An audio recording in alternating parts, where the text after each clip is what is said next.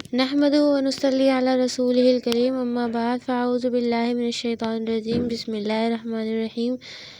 السلام علیکم ورحمۃ اللہ وبرکاتہ۔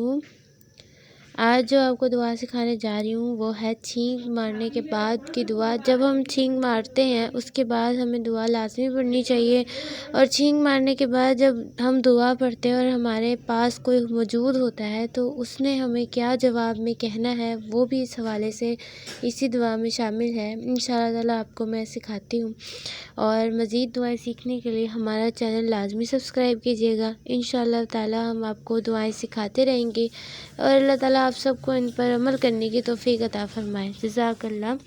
اب ہم دعا شروع کرتے ہیں، چھینک مارنے کے بعد کی دعا، اور جب کوئی بھی آپ کے پاس ہو وہ دعا یہ سنیں تو اس کا جواب کیا دیں۔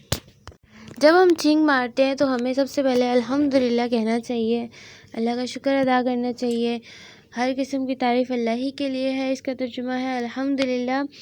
اور جب کوئی ہماری یہ دعا سنتا ہے جو ہمارے پاس موجود ہے، اس کو یہ کہنا چاہیے یرحمک اللہ، یرحمک اللہ، ٹھیک ہے، اللہ تم پر رحم فرمائے، یرحمک اللہ، اللہ تم پر رحم فرمائے۔ دوسرے کو یہ دعا دینی چاہیے، اور اس کے بعد اسی بندے نے جس نے چھینک ماری ہے اس کے جواب میں یہ کہنا ہے یہدیکم اللہ ویصلح بالکم، اللہ تمہیں ہدایت دے اور تمہارا حال درست کرے۔ یعنی کہ اس آدمی نے اس کو دعا دی ہے کہ اللہ تم پر رحم کرے، تو ہم نے جواب میں یہ کہنا ہے کہ اللہ تمہارے حال پر بھی رحم کرے اور تمہیں بھی ہدایت فرمائے، ٹھیک ہے۔ تو ہم نے یہ دعا پڑھنی ہے لازمی، چھینک مارنے کے بعد جو بھی کوئی سنے تو اس نے یہ دعا پڑھنی ہے، اور اس کے جواب میں ہم نے یہ کہنا ہے یہدیکم اللہ ویصلح بالکم۔